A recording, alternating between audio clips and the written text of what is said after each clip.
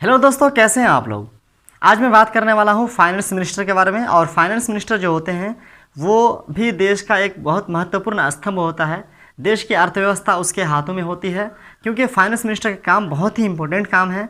तो अभी इस वीडियो में आपको सब कुछ समझ में आएगा। बहुत ही आसान भाषा में हम आपको समझाने वाले हैं उसके काम के बारे में। और सारी चीज़ें तो हम नहीं समझा सकते, क्योंकि बहुत ही एक कम्प्लेक्स टॉपिक है ये। हम सिर्फ कुछ आसान काम आपको आसान भाषा में समझाएंगे। तो पहले हम बात कर लेते हैं। हमारे देश की फाइनेंस मिनिस्टर अभी फ़िलहाल निर्मला सीतारमण जी हैं। और फाइनेंस मिनिस्टर भी 5 साल के लिए होते हैं। फाइनेंस मिनिस्टर कैबिनेट मिनिस्टर का एक हिस्सा होता है, जो कि राष्ट्रपति द्वारा अपॉइंट किया हुआ होता है। फाइनेंस मिनिस्टर के काम की शुरुआत करते हैं तो पहला काम जो है वो है कि वो अर्थव्यवस्था को देखता है।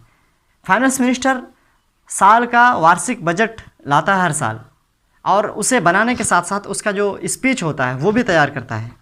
फाइनेंस मिनिस्टर जो होता है वो क्लासिफाइड करता है वार्षिक बजट का। जो एनुअल बजट होता है उसको क्लासिफिकेशन करता है कि किस फील्ड में कितने जाने हैं। और वार्षिक जो बजट होता है, एनुअल बजट होता है, उसी पर डिपेंड करता है कि इकोनॉमी किस तरीके से ग्रो करेगी, देश में बाकी बाहरी लोग कितना आकर के निवेश करेंगे, यहाँ पर बिजनेस किस तरीके से ग्रो होगा, और बाकी सारी चीज़ें इकोनॉमी जो है वो डिपेंड करती हैं बजट पे। तो अर्थव्यवस्था का पूरा बागडोर फाइनेंस मिनिस्टर के हाथ में होता है। ये पहला काम है। फाइनेंस मिनिस्टर का अगला काम होता है सेंट्रल बैंक के लॉ के हिसाब से जो अधिकार मिलते हैं उनको उनका सही इस्तेमाल करना।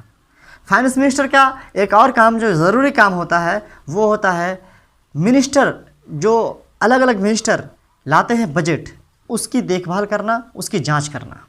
इसको आप समझिए।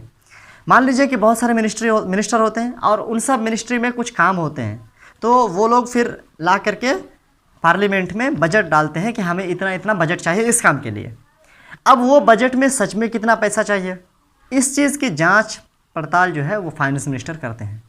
और फाइनेंस मिनिस्टर फिर देखते हैं कि क्या सच में इसमें इतने पैसे खर्च होंगे, तो अगर होंगे तो उसमें वो पैसे लगाते हैं।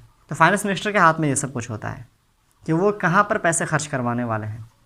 फाइनेंस मिनिस्टर का तीसरा बहुत ही इंपॉर्टेंट ये काम है कि गवर्नमेंट ऑफ इंडिया जो भी खर्च करती है, जो भी एक्सपेंडिचर करती है, उसकी रिस्पॉन्सिबिलिटी फाइनेंस मिनिस्टर का होती है। वो फाइनेंस मिनिस्टर की तरफ से खर्च होता है।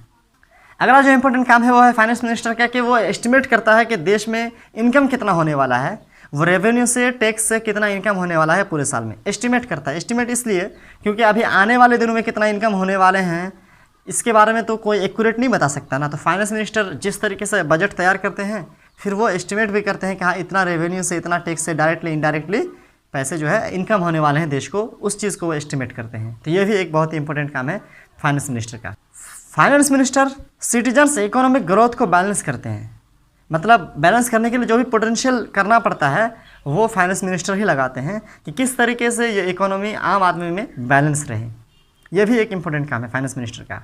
फाइनेंस मिनिस्टर का इम्पोर्टेंट काम ये भी है कि वो जितने भी बिल आते हैं पार्लियामेंट से उसको आगे बढ़ाते हैं। वो उसका काम आगे बढ़ाते हैं, उसमें खर्च करते हैं और उसमें लगाते हैं। फाइनेंस मिनिस्टर अंतर्राष्ट्रीय फ्री ट्रेड के मूल भाव और आर्थिक फैसलों में शामिल होते हैं। ये भी एक बहुत ही इंपॉर्टेंट काम है। बहुत सारे ऐसे काम हैं फाइनेंस मिनिस्टर के जिनको हम और आप आसानी से नहीं समझ सकते, क्योंकि उसको समझने के लिए इकोनॉमिक्स की अच्छी जानकारी चाहिए, जो कि ऑफकोर्स मुझे भी नहीं है और आपको भी शायद हो या ना हो। तो हम बस एक आसान जो चीज़ें थी जिसे हम और आप समझ सकते हैं, हम उन चीज़ों को यहाँ पर जो है शामिल कर रहे हैं इस वीडियो में। तो जो 5-6 काम हमने आपको गिनाए फाइनेंस मिनिस्टर के, ये बहुत ही इंपॉर्टेंट काम थे और बहुत ही बेसिक चीज़ें थी जो हमें जाननी चाहिए। तो उम्मीद करते हैं कि आपको वीडियो समझ में आया होगा, आपको अच्छा लगा होगा। तो अगर आपको कुछ भी समझ में आया, कुछ भी सीखने को मिला, तो आप हमारे वीडियो को लाइक करें। और अगले वीडियो में क्या कंटेंट लाएं, हम आपके लिए कौन सी इन्फॉर्मेशन लाएं, इसके लिए हमें आप सवाल कर सकते हैं, नीचे कमेंट बॉक्स में हमें लिख सकते हैं। अगले वीडियो में मिलेंगे, तब तक के लिए इजाज़त दीजिए।